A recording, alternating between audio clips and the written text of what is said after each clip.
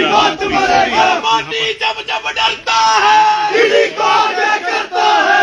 भाजपा जब जब डरती है ईडी को आगे करती है। राहुल गांधी आगे बढ़ो, हम तुम्हारे साथ हैं। राहुल गांधी आगे बढ़ो, हम तुम्हारे साथ हैं। कांग्रेस पार्टी जिंदाबाद जिंदाबाद जिंदाबाद। कांग्रेस पार्टी जिंदाबाद जिंदाबाद जिंदाबाद। तानाशाही नहीं चलेगी नहीं चलेगी नहीं चलेगी। तानाशाही नहीं चलेगी नहीं चलेगी नहीं चलेगी। हिटलरशाही नहीं चलेगी नहीं चलेगी नहीं चलेगी। हिटलरशाही नहीं चलेगी नहीं चलेगी नहीं चलेगी। रंगा बिल्ला की सरकार को भेजो हरिद्वार को। भाजपा की सरकार को भेजो हरिद्वार को। राहुल गांधी जिंदाबाद जिंदाबाद जिंदाबाद। राहुल गांधी जिंदाबाद जिंदाबाद जिंदाबाद। हिटलरशाही नहीं चलेगी नहीं चलेगी नहीं चलेगी। हिटलरशाही नहीं चलेगी नहीं चलेगी। सुन ले मोदी एक बार, जो हिटलर की चाल चलेगा वो हिटलर की बात मानेगा।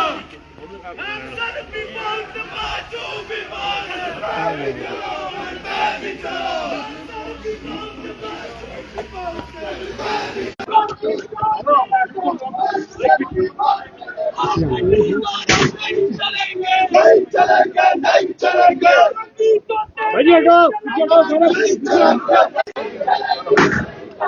आप ही के प्रेस के बड़े प्रेस के इतने हो कल्याण से पीछे आ जाओ।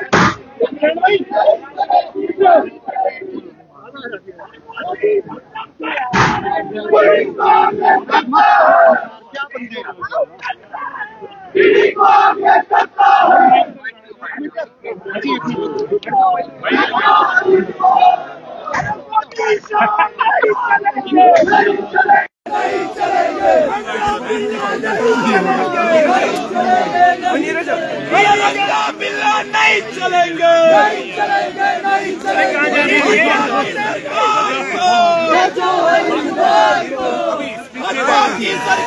स्पीच रहनी है पीछे आए हो भाई। जब जब डरती है ईडी को आगे करती है। भाजपा जब जब डरती है ईडी को आगे करती है। नक्काशाही नहीं चलेगी नहीं चलेगी नहीं चलेगी। तानाशाही नहीं चलेगी नहीं चलेगी नहीं चलेगी। रंगा बिल्ला हरिद्वार को भेजो हरिद्वार को। भाजपा की सरकार को भेजो हरिद्वार को। भाजपा की सरकार को भेजो हरिद्वार को।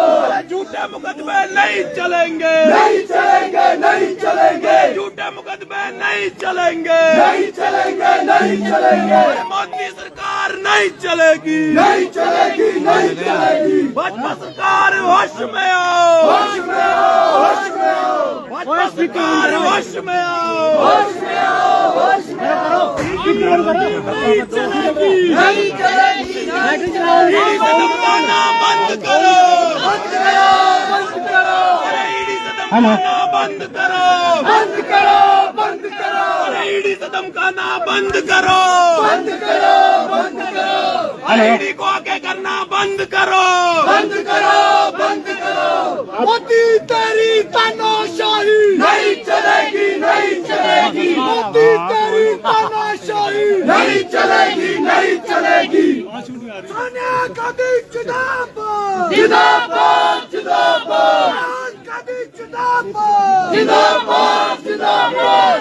के दलालों को झूठे भरोसों को पार्टी जिंदाबाद जिंदाबाद जिंदाबाद।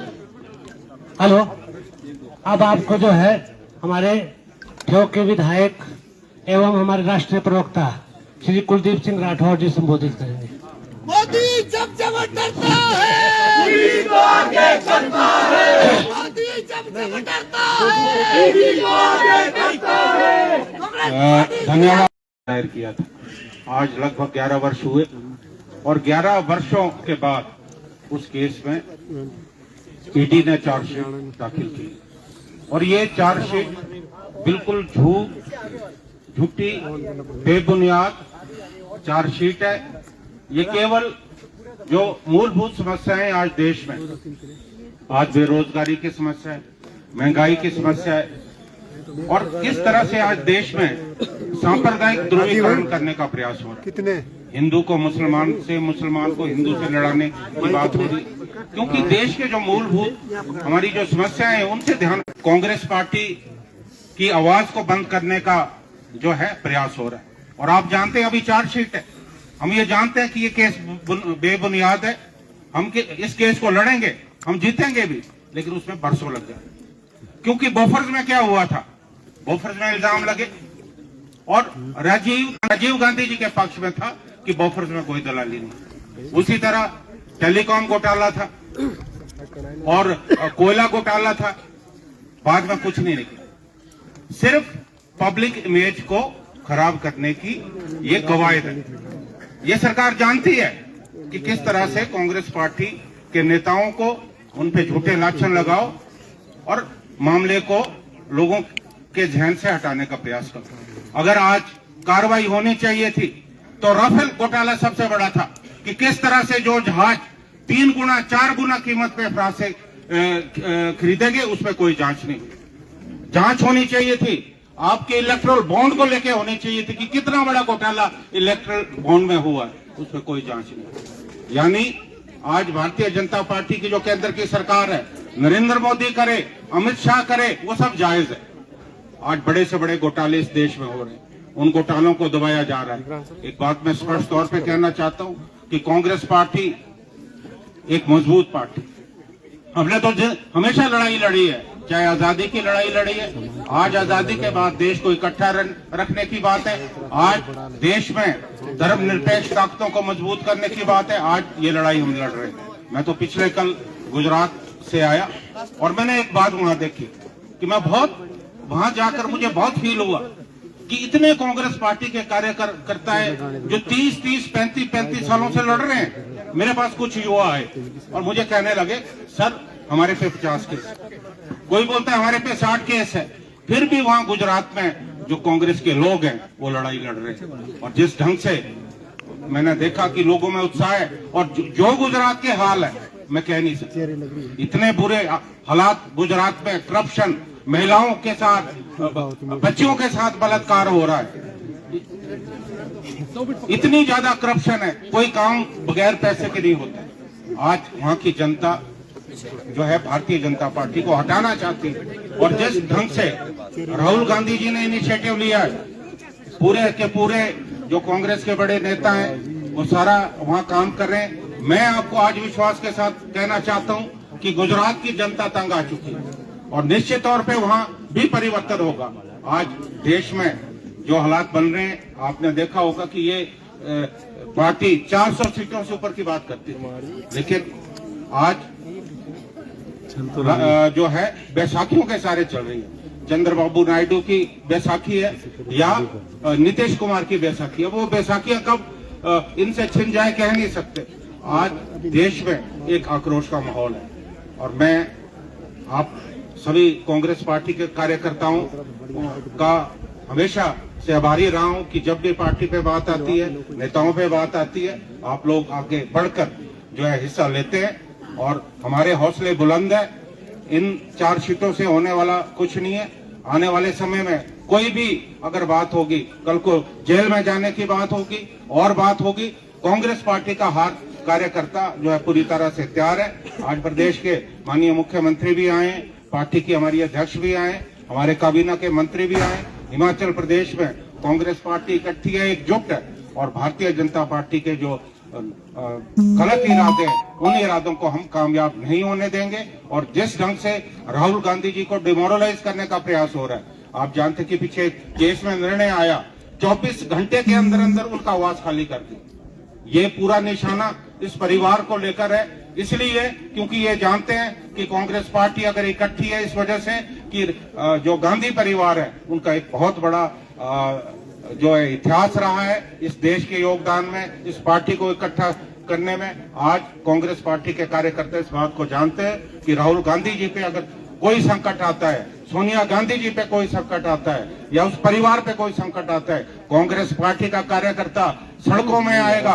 कांग्रेस पार्टी का जो कार्यकर्ता है वो अपनी जान हथेली पे रखकर लड़ाई लड़ने को तैयार है। मैं ज्यादा तफसील से नहीं जानना चाहता क्योंकि समय का अभाव है। मैं अनुरोध करता हूं हमारी पार्टी की अध्यक्ष श्रीमती प्रतिभा सिंह जी से कि वो भी अपने विचार आप लोगों के सम्मुख रखें।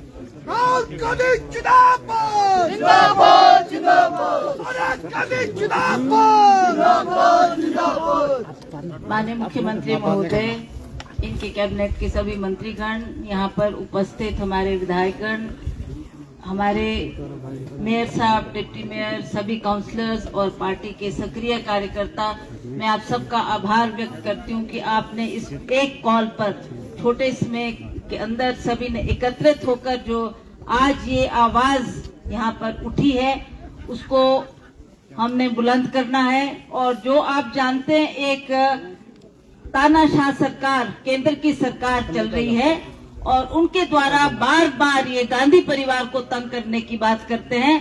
पिछली मर्तबा भी हम इसी स्थल पर, इसी जगह एकत्रित हुए थे, उस वक्त भी इन्होंने इस तरीके की एक कार्रवाई की थी। आज फिर से हमने अखबारों के तरफ से और हमें सोशल मीडिया की तरफ से ये जानकारी मिली है कि इस तरीके से इन्होंने सोनिया जी का और राहुल जी का नाम लेकर उसे दोबारा चार्जशीट करने की बात की है। उसकी हम भरसक निंदा करते हैं और हम आपको कहना चाहते हैं कि हम बार-बार हिटलर की चाल चलेगा, वो हिटलर की मौत मरेगा। सुन ले मोदी बात, एक जो हिटलर की चाल चलेगा, वो हिटलर की मौत मरेगा। और ये बात भी सही है कि जो हमारे मुख्य मुद्दे हैं उनसे हमारा ध्यान भटकाने के लिए आज केंद्र सरकार इस तरीके की घटनाएं कर रही है, ताकि चाहे वो बेरोजगारी की बात है जिसकी आवाज बार बार राहुल गांधी जी ने पार्लियामेंट में उठाई, चाहे वो हमारे बढ़ती हुई महंगाई की बात है उसकी बात उन्होंने उठाई, जो अदानी की बात बार बार राहुल जी करते हैं, और उसी तरह से मणिपुर की बात करते हैं। किसी भी विषय पर मोदी जी ने और उनकी टीम ने, चाहे वो शाह साहब थे, अमित शाह जी, उन्होंने उसके ऊपर कोई भी ऐसा वक्तव्य नहीं कहा पार्लियामेंट में जिससे लोगों को संतुष्टि हुई है। इसलिए ताकि वो लोगों का ध्यान भटकाया जाए, इसलिए वो बार बार इस तरीके से हमारे कांग्रेस पार्टी के ऊपर प्रहार कर रहे हैं, हमारे नेतागण को उसमें शामिल करने का प्रयास कर रहे हैं।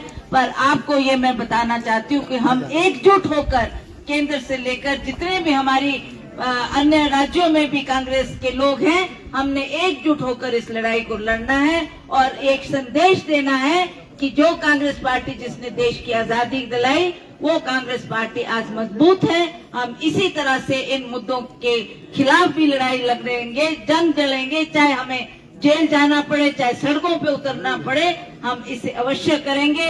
आज मैं इस मंच से ये केंद्र की सरकार की ये जो मंशा है, इसके लिए इनकी भरसक निंदा करती हूँ कि इस तरीके की कार्रवाई आप लोग कर रहे हैं जिससे लोगों को उत्पीड़न पैदा हो रही है। तो मैं आप सब से भी, खास करके मीडिया यहाँ पर पहुंचा है, तो मीडिया के माध्यम से भी हम ये संदेश देना चाहते हैं कि हम लोग एकजुट होकर ये गांधी परिवार के ऊपर जो केंद्र सरकार प्रहार कर रही है उसके लिए हम सब उनके साथ हैं और हम इस मजबूती से इस लड़ाई को लड़ेंगे। धन्यवाद। और गांधी तुम संघर्ष करो, हम तुम्हारे साथ हैं।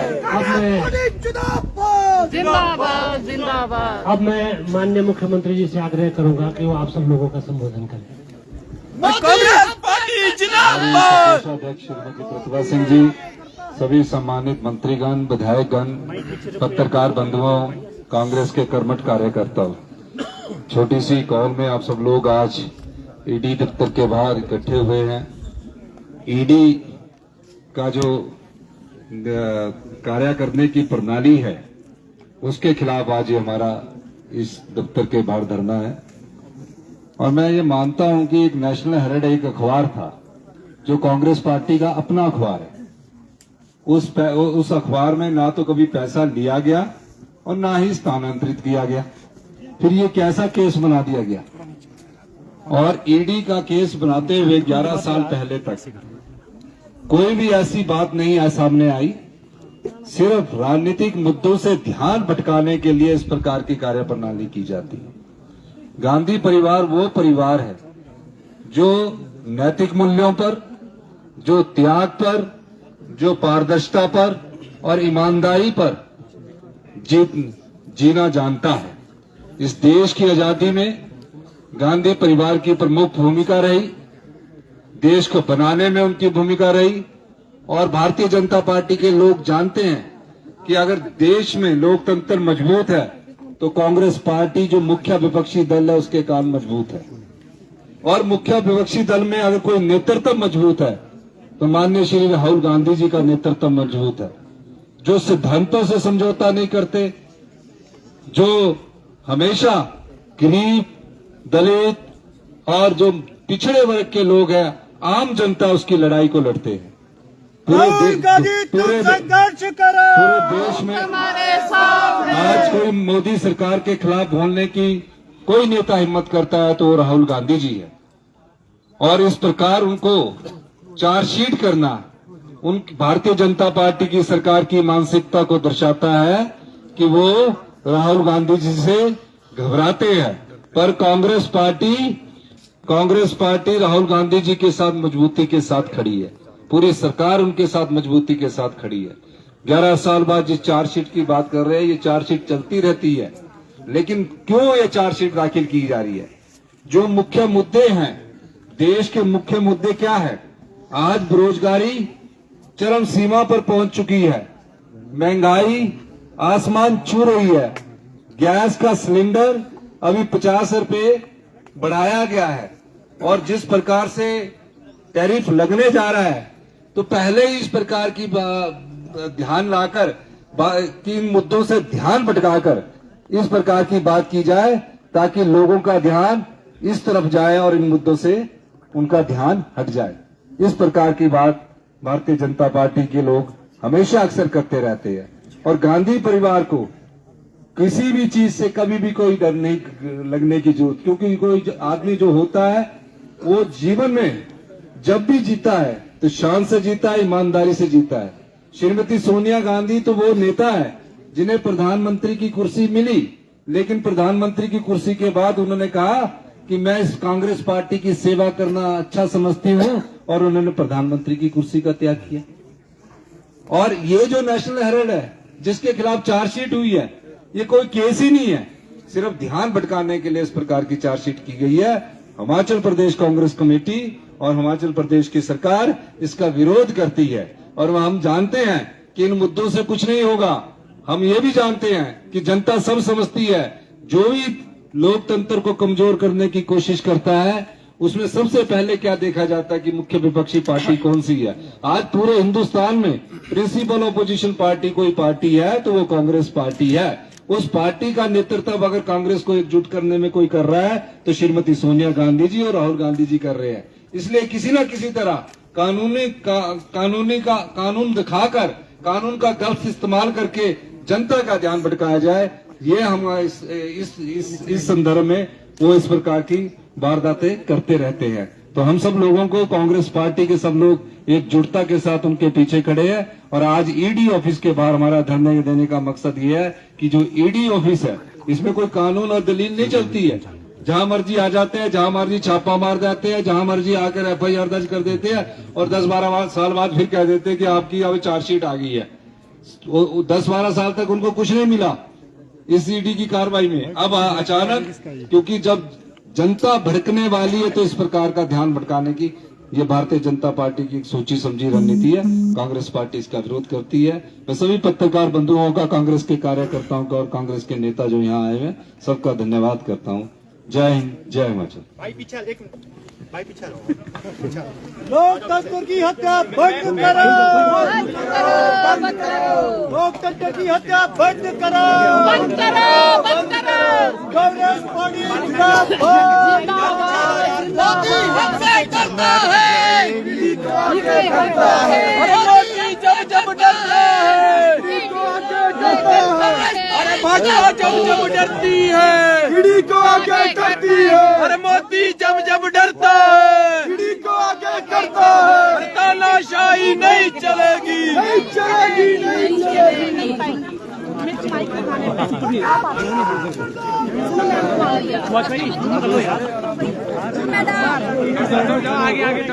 भाई फोन पे चला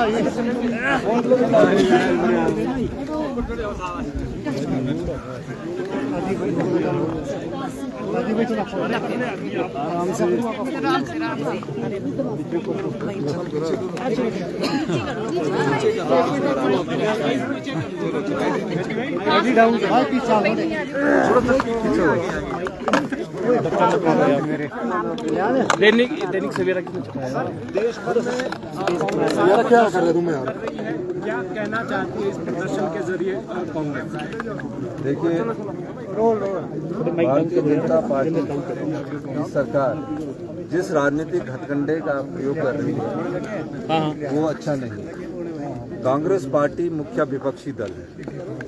पूरे हिंदुस्तान में कांग्रेस पार्टी ऑपोजिशन पार्टी के रूप में जानी जाती है। उस पार्टी का नेतृत्व मजबूती से राहुल गांधी जी के द्वारा किया जा रहा है, खड़गे जी द्वारा किया जा रहा है, श्रीमती सोनिया गांधी उसकी मार्गदर्शक है। अब जनता से ध्यान भटकाने के लिए जो महंगाई चरम सीमा पर है, जो बेरोजगारी चरम सीमा पर है, इस प्रकार की हरकत करके वो जनता का ध्यान भटकाना चाहती है। और चार्जशीट जो कि नेशनल हेराल्ड केस में की गई है, पर ये पता करने की जरूरत है कि नेशनल हेराल्ड अखबार किस पार्टी का है। वो आज़ादी के बाद से कांग्रेस पार्टी का अखबार है और आज़ादी के बाद से कांग्रेस पार्टी उसका संचालन कर रही है और उससे कोई एक पैसे का ना तो स्थानांतरण किया गया, ना ही एक पैसे का कोई इधर से उधर हुआ है।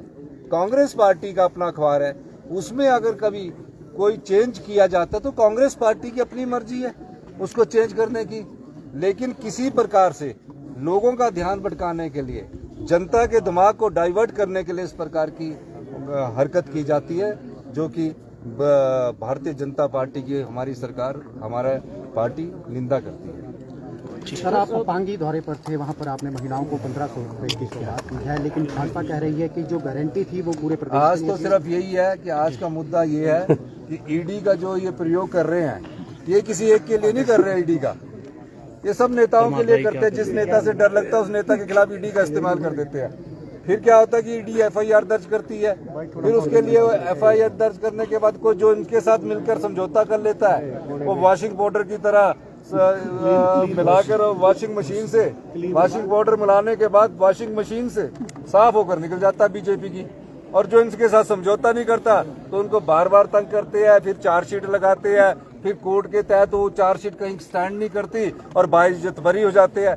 ये अपना राजनीतिक समय व्यतीत करते हैं, ये ईडी का इस्तेमाल करते हैं। और ईडी का इस्तेमाल ये जब से कर रहे हैं, बीजेपी जब से जो भी नेता इनके खिलाफ कोई आवाज उठाता उसके खिलाफ सबसे पहले कोई कार्रवाई होती तो ईडी की कार्रवाई होती है। यही मैं कहना चाहता हूँ। बहुत बहुत धन्यवाद। सर, आपने विज्ञापन भी दिया है नेशनल हेराल्ड को। नेशनल हेराल्ड हमारी अपनी अखबार है, हम उसमें खूब विज्ञापन देते रहेंगे।